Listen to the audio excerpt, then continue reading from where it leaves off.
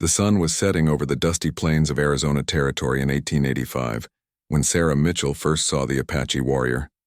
She was hanging laundry behind her family's small cabin when movement caught her eye near the ridge. A tall figure sat motionless on horseback, watching their homestead. Her heart hammered against her ribs as she recognized the distinctive silhouette of an Apache brave. Sarah was 19, with auburn hair that caught fire in the sunlight and green eyes that held both gentleness and determination. She had come west with her father and younger brother after her mother died of consumption back in Ohio. Her father, Thomas Mitchell, was a stubborn man who believed he could carve out a living from this harsh land, despite the ongoing conflicts with the Apache tribes. The warrior disappeared as quickly as he had appeared, but Sarah couldn't shake the image from her mind. There had been something different about the way he sat his horse, something that spoke of quiet strength rather than threat. She had heard terrible stories about Apache raids, about settlers killed and children taken, but this man had simply watched and then vanished like smoke. 3 days later, Sarah encountered him again. She had been gathering wild berries near the creek that ran behind their property when she straightened up to find him standing no more than 20 feet away. He was younger than she had expected, perhaps in his mid-20s with long black hair and dark eyes that seemed to see everything. His buckskin clothing was well made, and he carried himself with the confidence of someone who belonged to this land in ways her family never would. They stared at each other for a long moment. Sarah knew she should run, should scream for her father and brother who were working in the fields. Instead, she found herself studying his face, noting the intelligence in his dark eyes and the absence of hostility in his expression. He was handsome in a way that made her breath catch, with strong features and a bearing that spoke of leadership among his people. The Apache brave spoke first, his English heavily accented but clear. "You are not afraid." It was more observation than question. Sarah surprised herself by shaking her head. "Should I be?" A slight smile touched the corners of his mouth. "Most of your people would be running by now." "Most of your people would have attacked by now," Sarah replied, then immediately regretted her boldness. But instead of anger, she saw something that might have been approval in his eyes. "I am Ayanna," he said, using the Apache word that meant eternal blossom. "In your tongue, you would call me Joseph." "Sarah," she replied simply. They talked for only a few minutes more before Ayanna melted back into the landscape as silently as he had appeared. But something had changed in those brief moments. Sarah found herself thinking about him as she went about her daily chores, wondering what his life was like, what he thought about as he rode across the endless desert. Her father and brother knew nothing of these encounters, and Sarah kept it that way. Thomas Mitchell had strong opinions about the Apache, none of them favorable.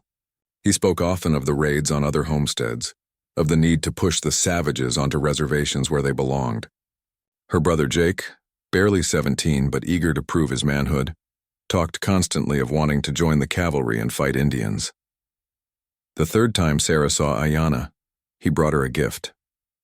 It was a small piece of turquoise, polished smooth and wrapped in soft leather. She knew she should refuse it, knew that accepting it crossed a line that could never be uncrossed. Instead, she found herself taking it from his outstretched hand, their fingers brushing for just a moment. "Why?" she asked. "Because your eyes hold the color of mountain pools," he said, "and because you see me as a man, not as an enemy." These secret meetings continued through the hot summer months. Ayanna would appear when Sarah was alone, never staying long, never making any move that could be construed as threatening. He told her about his people, about their connection to the land that her family was trying to claim. He spoke of the old ways, of a time when the Apache had roamed freely across the desert. Following the seasons and the game, Sarah, in turn, told him about her life back in Ohio, about her mother's death and her father's dreams of making a new start in the West. She spoke of her loneliness, of feeling trapped between a past she couldn't return to, and a future that seemed increasingly uncertain as tensions between settlers and Apache grew worse. As autumn approached, their conversations grew longer and more intimate. Ayanna would appear at dusk when the work was done and her family had settled in for the evening. They would sit by the creek and talk in low voices about everything and nothing. Sarah began to look forward to these meetings with an intensity that frightened her. It was during one of these twilight conversations that Ayanna first touched her face, his calloused fingers gentle against her cheek. Sarah closed her eyes and leaned into his touch, knowing that she was falling in love with this man who represented everything her family and community stood against. "This is dangerous," she whispered. "Yes," he agreed, but he didn't pull his hand away. The danger became real sooner than either of them expected. Word came that a cavalry patrol would be passing through their area, searching for Apache raiders who had attacked a wagon train 50 miles to the south. Thomas Mitchell was delighted, talking loudly about how it was time to clear out all the Indians so decent folks could live in peace. Sarah felt sick with worry. She hadn't seen Ayanna for 3 days, and she prayed he was far away, safe with his people. But part of her ached at the thought that he might be gone forever, that their impossible romance might be over before it had truly begun. The cavalry arrived on a Tuesday morning, dusty and tired from their patrol. Their captain was a hard-faced man named Reynolds who spoke of Indians the way other men talked about dangerous animals that needed to be hunted down. Sarah listened to him describe the Apache problem and felt her heart breaking. That evening, as the soldiers made camp near their cabin, Sarah slipped away to the creek. She told herself she was just walking, just needing air after the tension of the day, but she knew she was hoping against hope that Ayanna might appear, that she might see him one more time. She was almost back to the cabin when she heard voices in the darkness. 2 of the cavalrymen were talking in low tones about their plans for the next day's patrol. They had information about an Apache camp in the hills, they said. They planned to attack at dawn. Sarah's blood turned to ice. She knew with terrible certainty that Ayanna's people were in that camp, and she was the only one who could warn them. Sarah lay awake that entire night, staring at the wooden ceiling of their cabin while her father and brother slept peacefully beside her. The cavalry soldiers were camped just outside, their horses snorting softly in the cool desert air. Every few minutes she could hear the quiet footsteps of sentries making their rounds. The weight of what she had overheard pressed down on her chest like a stone. Dawn attack on an Apache camp. Women and children would be there. Ayanna might be there. She clutched the turquoise stone he had given her, worn smooth now from her nervous fingers over the past months. By the time the first pale light appeared on the horizon, Sarah had made her decision. She slipped from her bed and dressed quickly in her darkest clothing. Moving like a ghost, she crept past her sleeping family and eased the cabin door open just enough to slip through. The soldiers were already stirring, preparing for their mission. Sarah stayed low and made her way to the creek, following its winding path upstream toward the hills where she prayed she might find Ayanna's people.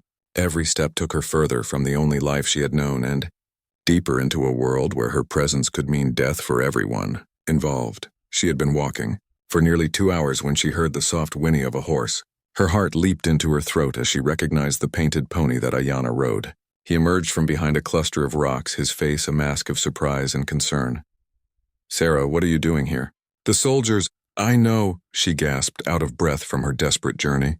"That's why I'm here. They're coming. They know about your camp. They plan to attack at sunrise." Ayanna's expression shifted from surprise to grim understanding. Without another word, he lifted her onto his horse and they rode hard toward the hidden canyon where his people made their temporary camp. Sarah had never ridden bareback before, had never moved so fast across such dangerous terrain. She clung to Ayanna's strong back and tried not to think about what would happen if the cavalry caught them together. The Apache camp was already stirring when they arrived. Ayanna spoke rapidly in his native language to several warriors who appeared from the shadows. Sarah couldn't understand the words, but she could see the urgency in their movements as the camp suddenly exploded into organized activity. Within minutes, the Apache were breaking camp with an efficiency that amazed Sarah. Horses were loaded, weapons gathered, children swept up into their mothers' arms. It was like watching a river change course, swift and purposeful and unstoppable. "You must go back," Ayanna told her as his people prepared to move deeper into the mountains. "If they find you missing."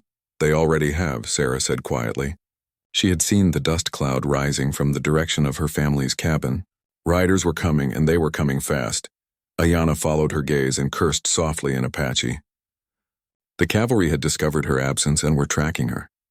There was no time for her to return, no way to explain where she had been or why she had left.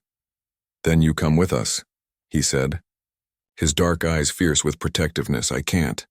My family, your family will think you were taken captive. It will protect them from blame." The thunder of hoofbeats was getting closer. Sarah could see the dust plume clearly now, could make out individual riders. Her father and brother would be with them, she knew, sick with worry and fear for her safety. One of Ayana's warriors approached and spoke urgently in Apache. The soldiers were less than a mile away, moving fast. The band needed to leave immediately or risk being trapped in the canyon. Sarah, Ayana said, his voice gentle but firm. Choose now. Come with me, or stay and face what comes. She looked back toward the approaching cavalry, then at Ayana's people preparing to melt into the wilderness like morning mist. These were not the savage raiders from her father's stories.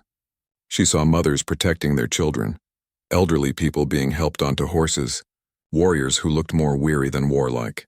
If I come with you, they'll never stop hunting, she said, and if you stay, they will never believe you chose to help us.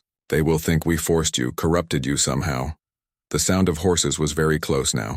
Sarah could hear her father's voice calling her name, raw with panic and desperation. Her heart broke at the anguish in that familiar sound. But she also heard Captain Reynolds shouting orders, heard the metallic sound of weapons being readied. These men were coming for blood, not rescue. Her warning had saved Ayana's people, but it had also marked her as a traitor in the eyes of her own kind. I'm coming with you, she said, and meant it with every fiber of her being. Ayana lifted her onto his horse again, this time setting her in front of him so he could keep her safe while they rode. As the Apache band scattered like leaves before the wind, each family group taking a different path through the maze of canyons and mesas, Sarah caught one last glimpse of the cavalry cresting the ridge behind them. She saw her father's face, saw the moment he spotted her riding away with the Apache warrior. Even at that distance, she could see his expression change from hope to horror to something like death itself. Her brother Jake was beside him, his young face twisted with rage and betrayal. Then they were gone, swallowed by the landscape that Ayana's people knew like the lines on their own palms. Sarah found herself in a world she had never imagined, racing through hidden paths and secret places while the man she loved held her steady against his chest. They rode hard for hours, constantly changing direction, using every trick of concealment that generations of Apache had perfected. Finally, as the sun reached its peak, they stopped in a deep canyon where water trickled down red rock walls and hardy desert plants provided shelter. The other members of Ayana's band had scattered in different directions, but Sarah could see smoke signals rising from distant mesas.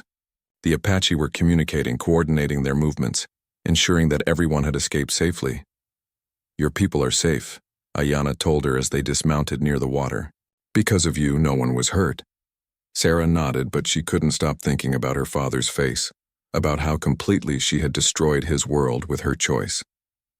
He'll never forgive me, she said. Would you forgive him if he had let soldiers kill women and children? It was a fair question, and one Sarah couldn't answer. She had acted from her heart, from her growing love for Ayana and his people, but also from a sense of basic human decency. How could she have stayed silent and let innocent people die? What happens now? She asked. Ayana was quiet for a long moment, studying the canyon walls as if they held answers.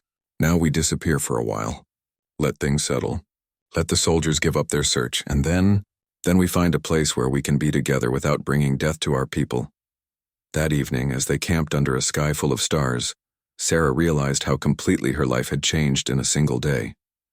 This morning she had been Sarah Mitchell, daughter of a homesteader, member of a community that saw the Apache as enemies to be eliminated. Tonight she was something else entirely, someone caught between two worlds and belonging fully to neither. But as Ayana's arms encircled her, and she listened to the night sounds of the desert, Sarah knew she had made the only choice her heart would allow. Whatever came next, whatever price she would pay for this decision, she would face it with the man she loved. 3 months had passed since Sarah's desperate ride into the wilderness with Ayana. 3 months of living like ghosts in the desert, moving constantly, never staying in one place long enough to feel truly safe. The cavalry had given up their active search after the first few weeks, but bounty hunters and Apache-hating settlers still combed the territory, looking for any sign of the white woman who had chosen to live with the enemy. Sarah had learned to move silently through the desert, to read the signs that told when water was near and when danger approached. Her hands, once soft from a sheltered life, were now calloused from gathering desert plants and helping to set up temporary camps. Her auburn hair had darkened from constant sun exposure, and her green eyes held a wariness that hadn't been there before, Ayana's small band consisted of 12 people. 3 warriors besides himself, 2 elderly women, 4 younger women, and 3 children. They were not raiders or fighters, but families trying to survive in a world that had no place for them. The reservation system was forcing Apache onto barren land, where they couldn't live according to their traditions, and many bands like Ayana's had chosen to remain free. Even if it meant living constantly on the run, Sarah had grown close to the women, especially Ayana's cousin Desba, who was near her own age and had a child of about 5 years old. Desba had initially been suspicious of the white woman who might bring soldiers down on their heads, but Sarah's willingness to work and her obvious devotion to Ayana had gradually won her over. The old women, Ayana's grandmother and great-aunt, had accepted Sarah more easily. They seemed to understand something about love that transcended the boundaries others tried to impose. His grandmother, whose Apache name meant she who sees far, had taken Sarah under her wing, teaching her the plants that could heal and those that could harm, showing her how to read the desert's moods and seasons. It was she who sees far who first noticed the changes in Sarah that Sarah herself had been trying to ignore. The slight nausea in the mornings, the way certain smells made her stomach turn, the exhaustion that seemed to seep into her bones despite the hard life keeping her physically strong. "The child grows strong," the old woman said one morning as they prepared to break camp. She spoke in careful English mixed with Apache words that Sarah had learned over the past months. Sarah's hand stilled on the blanket she was folding. She had suspected, had tried not to think about what the missed monthly bleeding might mean, but hearing it spoken aloud made it real in a way that terrified her. "How long have you known?" Sarah asked. "A grandmother knows these things." The spirits whisper of new life coming. Sarah sank down onto a nearby rock, overwhelmed. A baby, Ayana's child. A child who would be born into a world that would see it as either a half-breed, outcast, or a trophy for those who wanted to. Prove that Apache could be tamed and civilized. When Ayana returned from scouting their next path, he found Sarah sitting alone by the dying embers of their cooking fire.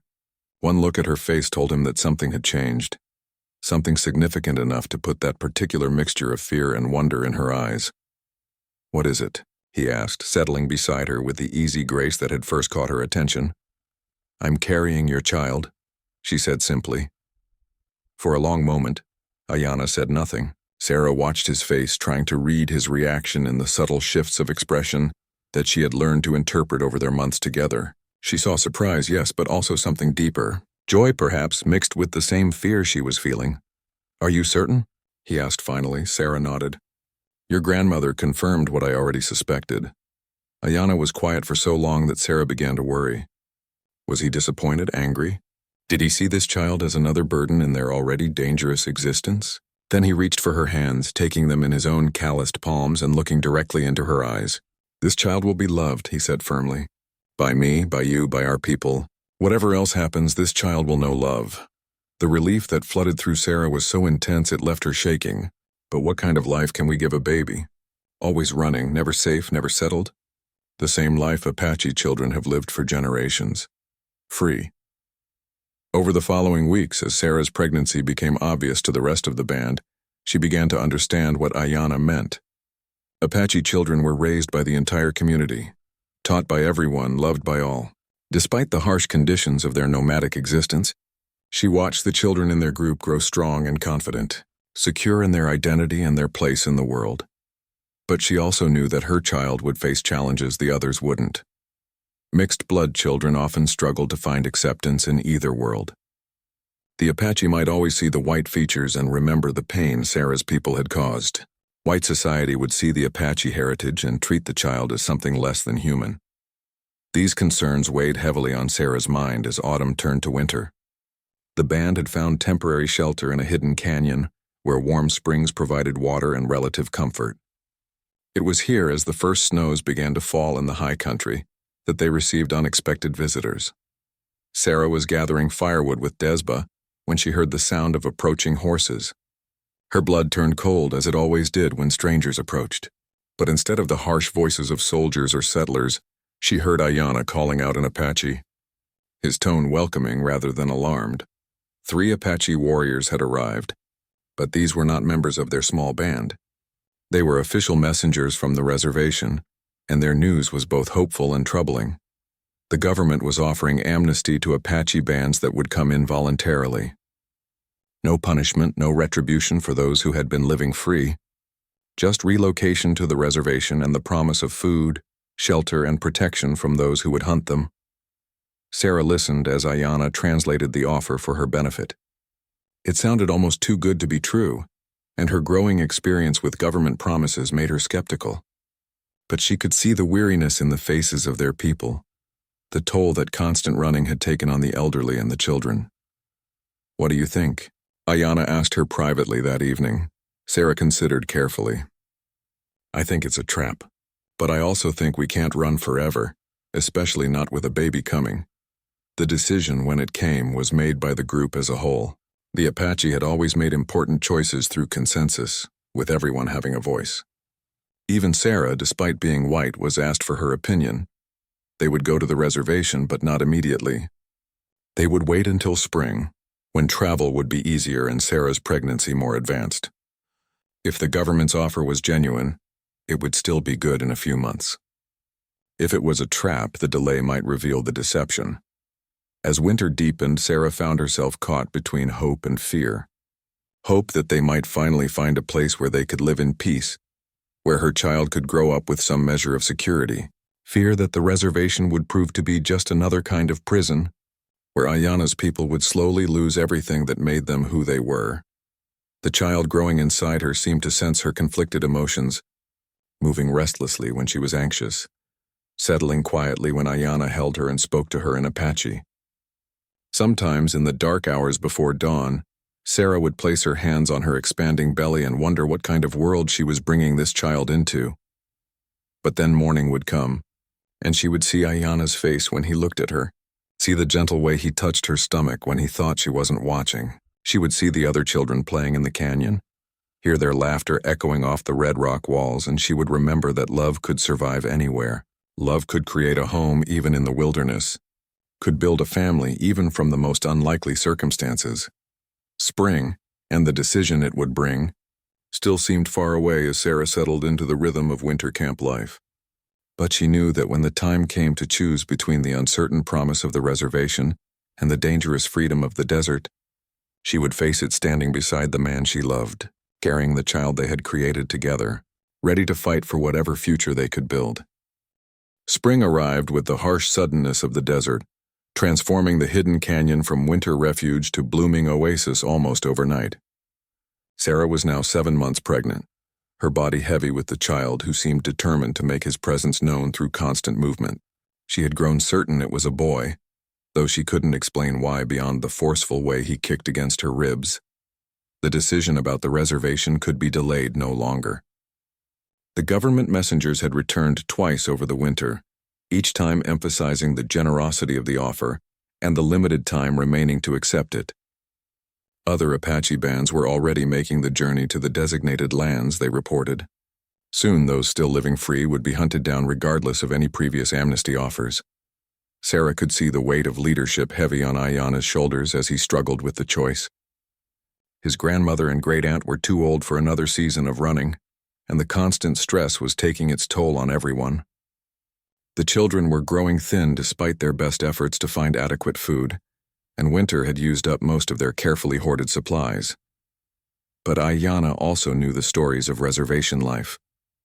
Apache confined to small plots of unsuitable land, forbidden to practice their traditional ways, their children taken away to government schools where they were beaten for speaking their native language. It wasn't life, he told Sarah one night as they lay together under the vast star-filled sky. It was slow death wrapped in promises of safety.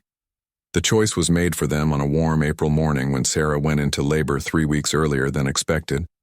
She had been helping Desba gather early spring greens when the first pain seized her, doubling her over with its intensity. By the time they made it back to camp, the contractions were coming fast and hard, leaving no doubt that the baby was determined to arrive whether the world was ready or not.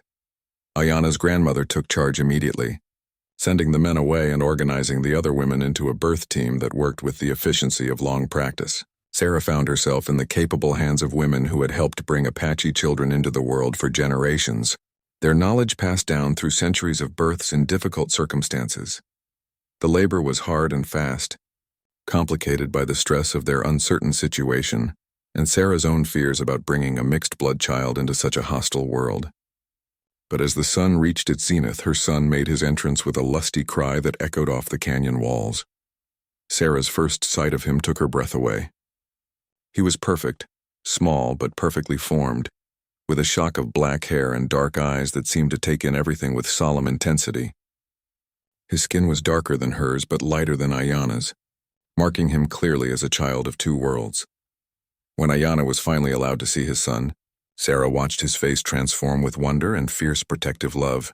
He took the baby in his arms with reverent care, speaking to him in Apache words that Sarah was only beginning to understand.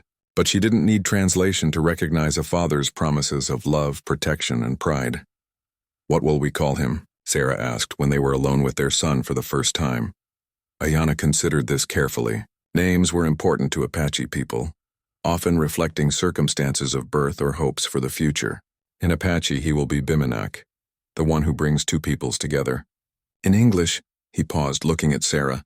"What would your people call him?" Sarah thought of her own father, of the brother she had left behind, of the family connections her son might never know.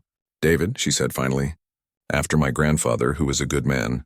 "David Biminak," Ayana said, trying out the combination. A name for both his worlds. The birth of their son changed everything. Sarah's difficult labor had left her weak and unable to travel, but more importantly, it had crystallized the impossible nature of their situation. A newborn baby couldn't survive the constant movement and uncertainty of life on the run. David needed stability, safety, a place where he could grow strong. 3 days after his birth, as Sarah was finally strong enough to sit up and take notice of the world beyond her immediate needs, Ayana made an announcement to the band. They would go to the reservation, but they would go on their own terms. "We will not surrender," he told the gathered group. "We will negotiate." It was a fine distinction, but an important one. Surrender implied defeat, admission that their way of life was wrong. Negotiation suggested they still had some power, some ability to determine their own fate. Sarah listened as Ayana outlined his plan. They would approach the reservation officials not as defeated fugitives, but as a family group seeking a peaceful resolution to the conflict. They had a white woman and her mixed-blood child, which gave them a unique bargaining position. The government wanted to show that Apache could be civilized, that white and Indian could live together peacefully. Sarah and David were living proof of that possibility. "What if they separate us?" Sarah asked when they were alone. "What if they decide David belongs in one of their schools away from us?" Ayana's jaw tightened. "Then we disappear again. No reservation, no negotiation, no compromise. We take our son and vanish into the desert." But there was hope in his voice too. Hope that maybe, just maybe, they could find a way to preserve their family while giving their people a chance at peace. The journey to the reservation took 2 weeks, traveling slowly to accommodate Sarah's recovery and David's needs. Sarah had never realized how much work a baby could be, especially under such primitive conditions. Feeding him, keeping him clean and warm, protecting him from the sun and wind during long days of travel, all while her own body was still healing from his birth.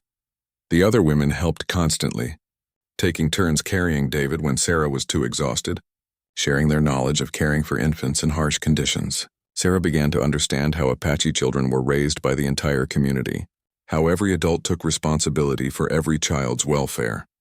As they approached the reservation boundaries, Sarah felt her anxiety growing. She had heard terrible stories about these places, about the conditions Apache were forced to endure. Would they be allowed to stay together as a family? Would Ayana be treated as a prisoner or as a negotiating partner? The reservation agent who met them was a thin, nervous man named Peterson, who seemed overwhelmed by the unusual nature of their arrival. Most Apache came to the reservation as prisoners, escorted by soldiers and stripped of any dignity or autonomy. Ayana's band arrived on their own terms with demands rather than pleas. Peterson's eyes widened when he saw Sarah and the baby.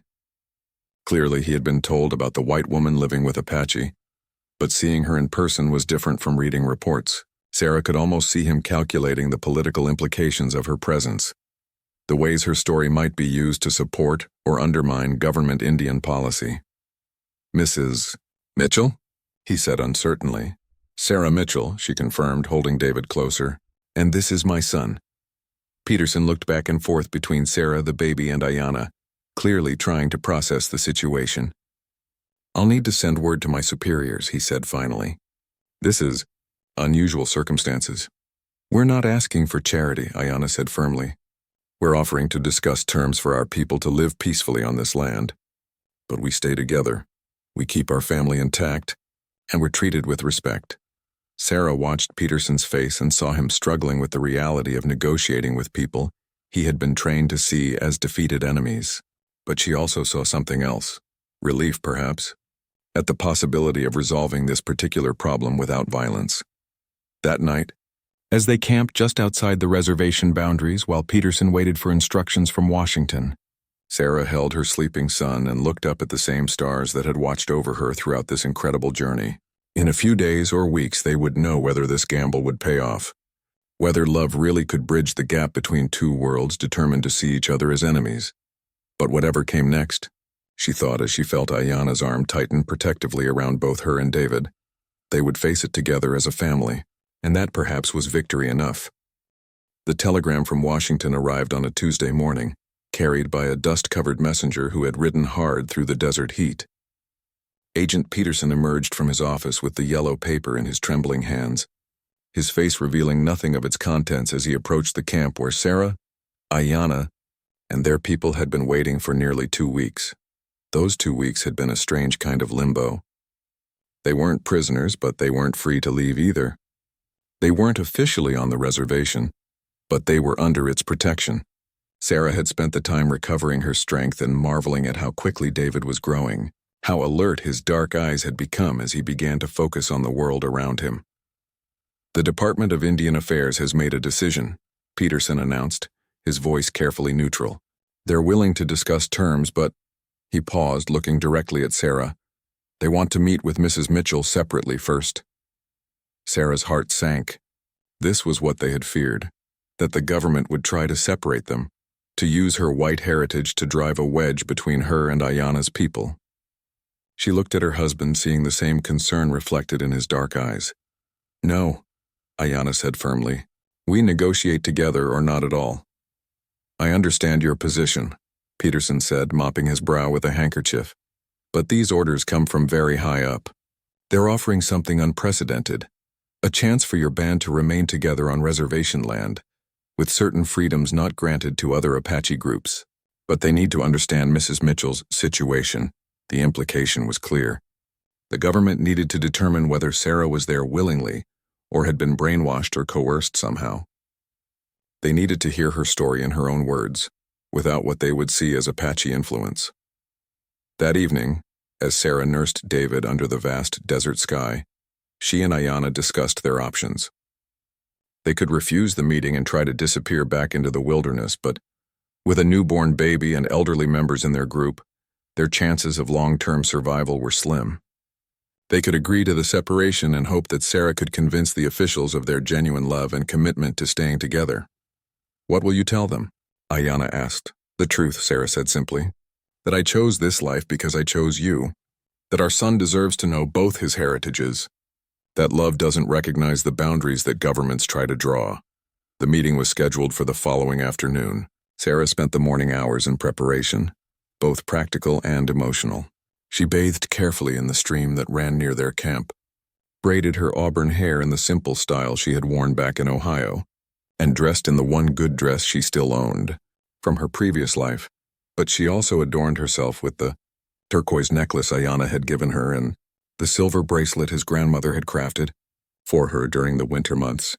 She would go to this meeting as herself, not the sheltered farmer's daughter she had once been, nor trying to appear as something she wasn't, but as the woman she had become through love and choice. The officials who had come from Washington were not what Sarah had expected. Instead of the harsh military men she had imagined, she found herself facing 2 civilians, a middle-aged woman named Mrs. Catherine Whitman, who introduced herself as a representative of the Bureau of Indian Affairs' new civilization program, and a younger man, Dr. James Harrison, who claimed to be an anthropologist studying successful integration between races. They met in Agent Peterson's office, a cramped space that smelled of dust, tobacco, and old paper. Sarah sat across from them with David in her arms, noting how their eyes kept moving between her face and her baby, clearly trying to reconcile what they saw with whatever preconceptions they had brought with them. "Mrs. Mitchell," Mrs. Whitman began, her voice carefully modulated to sound both authoritative and sympathetic. "We want you to know that you're among friends here. We understand that you've been through a terrible ordeal, and we're here to help you return to civilized society." Sarah felt a flash of anger at the assumption underlying those words. "I appreciate your concern," she said carefully, "but I haven't been through an ordeal. I've been living with my husband and his family." Dr. Harrison leaned forward, his eyes bright with what looked like professional interest. "Mrs. Mitchell, we're particularly interested in your relationship with the Apache man called Joseph. Can you tell us how that began?" For the next hour, Sarah told her story as honestly as she could. She spoke of her first meeting with Ayanna by the creek, of their growing friendship and eventual love. She described her decision to warn his people about the cavalry attack, her choice to leave her family and live with the Apache band. Throughout her account, she watched the faces of her interrogators carefully. Mrs. Whitman seemed torn between disapproval and fascination, clearly struggling to understand how a decent white woman could make such choices. Dr. Harrison took extensive notes, occasionally asking questions about Apache customs and daily life that made Sarah feel like a specimen being studied. "And the child?" Mrs. Whitman asked when Sarah had finished her account. "Surely you must be concerned about his future growing up in such primitive conditions?" Sarah looked down at David, who had fallen asleep in her arms during the telling of her story. His small face was peaceful, completely trusting in her protection. "My son will grow up knowing he's loved," she said firmly. "He'll learn the best of both worlds, the strength and wisdom of his father's people, and the opportunities that his mixed heritage might provide. That seems like more than most children can hope for." "But consider the practical matters," Dr. Harrison interjected. "Education, for instance. On the reservation, we're establishing schools that will teach Apache children to read and write, to speak proper English, to learn useful trades. Your son could benefit greatly from such programs." Sarah had heard about these schools, had learned from Ayanna's people what they really meant. Children torn from their families, forbidden to speak their native language, punished for practicing their traditional ways. "My son will be educated," she said. "By me, by his father, by his extended family. He'll learn 2 languages, 2 ways of seeing the world. That's a better education than any government school could provide." The questioning continued for another hour, with the officials probing for any sign that Sarah had been coerced or was acting under duress. They seemed particularly interested in whether she felt free to leave if she chose to, whether she feared for her safety or that of her child. Finally, Mrs. Whitman set down her pen and looked directly at Sarah. "Mrs. Mitchell, I'll be frank with you. Your situation is unprecedented. The government is prepared to make certain accommodations for your unique circumstances. We could arrange for you and your child to be relocated to a more suitable environment, perhaps with a missionary family that could help you readjust to civilized life. The Apache man, your husband, could visit under supervision." "No," Sarah said without hesitation. "We stay together or this conversation is over." "But surely you must see—" "I see that you're trying to solve a problem that doesn't exist," Sarah interrupted. "I'm not a victim who needs rescuing. I'm a woman who made a choice based on love, and I'm not interested in your version of civilization if it means breaking up my family." Dr. Harrison and Mrs. Whitman exchanged glances. Clearly, this wasn't going as they had planned. Sarah could see them struggling to reconcile her obvious intelligence and determination with their assumptions about what a white woman living with Apache should be like. "Perhaps," Dr. Harrison said slowly, "we could discuss alternative arrangements. What if your husband's band were given a separate section of the reservation, with more autonomy than is typically granted? What if you were allowed to maintain your current living situation, while also serving as a liaison between the Apache and the Indian Agency?"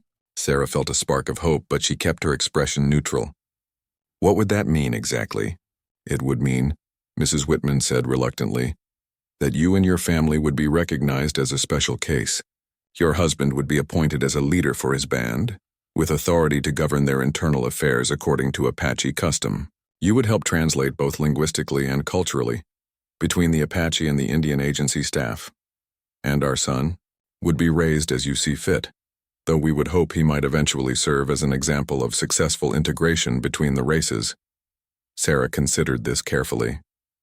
It wasn't perfect, nothing could be given the circumstances, but it offered something she had hardly dared to hope for: the chance to keep her family together while giving Ayana's people a measure of the autonomy they needed to preserve their culture. "I'll need to discuss this with my husband," she said. "Finally, of course," Dr. Harrison said. "But Mrs. Mitchell, this offer won't remain on the table indefinitely. The political climate in Washington is changing, and there may not be another opportunity like this." The meeting was scheduled for the following afternoon. Sarah spent the morning hours in preparation, both practical and emotional. She bathed carefully in the stream that ran near their camp, braided her auburn hair in the simple style she had worn back in Ohio, and dressed in the one good dress she still owned from her previous life. But she also adorned 5 years had passed since that tense meeting in Agent Peterson's dusty office, and the landscape around the small settlement had transformed in ways that still amazed Sarah. What had begun as a desperate compromise had slowly evolved into something approaching the life she and Ayana had dreamed of during those long nights in the desert. Their section of the reservation sprawled across a valley between red mesas, with a reliable water source and enough arable land to support both traditional Apache lifestyle and some farming. The government had kept its word mostly. Ayana served as the official leader of their group, now grown to nearly 40 people as other Apache families had requested to join their community. Sarah worked as a cultural liaison, helping to translate not just words but intentions between the Apache and the various government officials who came and went. Their son David, now 5 years old, was a living bridge between two worlds. He spoke Apache as fluently as English, could track animals through the desert with the skill of his father's people, and could read simple books that Sarah had ordered from back east. His mixed heritage was evident in his features, his father's dark eyes and hair, but with Sarah's lighter skin and the suggestion of her bone structure around his eyes and mouth. The boy was beloved by everyone in their community, but Sarah sometimes caught glimpses of the challenges he would face as he grew older. When supply wagons came from town, she noticed how the white teamsters stared at David with expressions ranging from curiosity to disgust. Some of the full-blood Apache children occasionally treated him as an outsider during their games, though never maliciously. But David seemed largely oblivious to these tensions, secure in the love of his parents and extended family. He had his father's natural confidence and his mother's curiosity about the world, traits that Sarah hoped would serve him well in whatever future awaited him. This particular morning, Sarah was teaching a group of Apache children to read English when Agent Peterson arrived with an unexpected visitor. The man was tall and lean, with prematurely gray hair and the weathered look of someone who had spent years in harsh country. Something about his posture struck Sarah as familiar, though she couldn't immediately place why. "Mrs. Mitchell," Peterson called from the doorway of the small schoolhouse they had built from adobe and timber. "Could I have a word with you?" Sarah dismissed the children for their midday meal and walked over to where Peterson stood with the stranger. As she drew closer, her steps slowed, then stopped entirely. The man's face was older, more lined than she remembered, but those blue eyes were unmistakable. "Hello, Sarah," her brother Jake said quietly. For a moment, Sarah couldn't breathe. Jake had been 17 when she left, barely more than a boy trying to prove his manhood through anger and bravado. The man standing before her was in his early 20s now, his face marked by experiences she could only guess at. "Jake," she whispered, then found her voice. "What are you doing here?" "I came to see you." "To see?" He looked around the settlement, taking in the mixture of traditional Apache dwellings and more conventional buildings, the children playing in the dusty common area, the obvious signs of a thriving community. "To see what you've built here." Agent Peterson cleared his throat awkwardly. "I'll leave you two to talk," he said, then hurried away with obvious relief at escaping what promised to be an emotionally charged reunion. Sarah and Jake stood facing each other in the afternoon heat, 5 years of separation and unspoken words hanging between them like a physical barrier. Sarah noticed that Jake wore the clothes of a working man, clean but practical pants and shirt, worn boots, calloused hands that spoke of honest labor. "Is he here?" Jake asked. "Your husband?" "Ayana is out with a hunting party. They should return this evening." Sarah studied her brother's face, trying to read his intentions. "Jake, why are you really here?" Jake was quiet for a long moment, his eyes continuing to survey the settlement. Pa died, he said finally. "Last winter, pneumonia." The words hit Sarah like a physical blow. Their father dead. She had known this day would come eventually, but somehow she had imagined that they might reconcile before then, that he might live to see his grandson and understand the choice she had made. Did he ever? Sarah couldn't finish the question. "Ask about you? Wonder if you were alive?" Jake's smile was sad but not bitter. "Every day, Sarah, every single day until the fever took him." His last words were your name. Tears she hadn't expected blurred Sarah's vision. She had made peace with her decision to leave, had accepted that her father might never forgive her. But learning that he had spent his final years grieving for her, wondering about her fate, opened a wound she hadn't known was still there. "I'm sorry," she whispered. "Don't be sorry for the choice you made," Jake said, and there was a maturity in his voice that surprised her. "Be sorry that Pa was too stubborn to try to understand it." A small commotion from the direction of the children's play area caught their attention. David had fallen while running and scraped his knee badly enough to draw blood and tears. Without thinking, Sarah hurried over to comfort him, lifting him into her arms and murmuring soothing words in both English and Apache. When she turned back, Jake was watching with an expression she couldn't quite read. This was his first glimpse of his nephew, the child whose very existence had seemed like such a betrayal to their family 5 years ago. "David," Sarah said gently, switching to English, "I want you to meet someone very special. This is my brother Jake. He's your uncle." David studied Jake with the solemn intensity that all Apache children learned early, weighing this stranger against some internal standard for trustworthiness. Jake, for his part, seemed struck speechless by his first close look at his mixed-blood nephew. "You have your mother's eyes," Jake said finally, his voice rough with emotion. David considered this gravely, then held out his small hand. "Pleased to meet you, Uncle Jake." The formal politeness was something Sarah had taught him for dealing with white visitors, but it seemed to amuse Jake, who solemnly shook the boy's hand as if completing an important business transaction. Over the following days, Jake stayed in their small guest quarters and gradually became part of the rhythm of their community life. Sarah watched him carefully, looking for signs of the prejudice and anger that had marked his younger self, but the man who had come to find her seemed genuinely interested in understanding the life she had built. He helped with the daily chores, learned a few words of Apache from David, and listened without comment as Sarah explained the delicate balance they had achieved between preserving Apache culture and satisfying government requirements. When Ayanna returned from the hunting expedition, the two men faced each other with the wariness of former enemies, but without open hostility. "Your sister speaks of you often," Ayanna said in his careful English. "She never mentioned how ugly you were," Jake replied, then grinned to show he was joking. It was a small moment, but Sarah felt something tight in her chest begin to loosen. Perhaps bridges could be built, even across chasms that had seemed impossibly wide. On Jake's final evening with them, as they sat around the fire that served as the community's gathering place, he told Sarah why he had really come. "I'm getting married," he said, "to marry Catherine Brennan from the next county over. We're planning to start a ranch, maybe have children of our own someday. I'm happy for you," Sarah said, and meant it. "The thing is," Jake continued, "I want my children to know they have an aunt and a cousin. I want them to know that love doesn't always look the way people expect it to." Sarah felt tears threatening again. "What about what people will say? About having an Apache nephew? A sister who chose to live with Indians?" Jake shrugged. "People always find something to talk about. I'd rather they talk about my family being bigger than most than about it being smaller because of old hatreds." The next morning, as Jake prepared to leave, David ran up to him with a carefully wrapped bundle.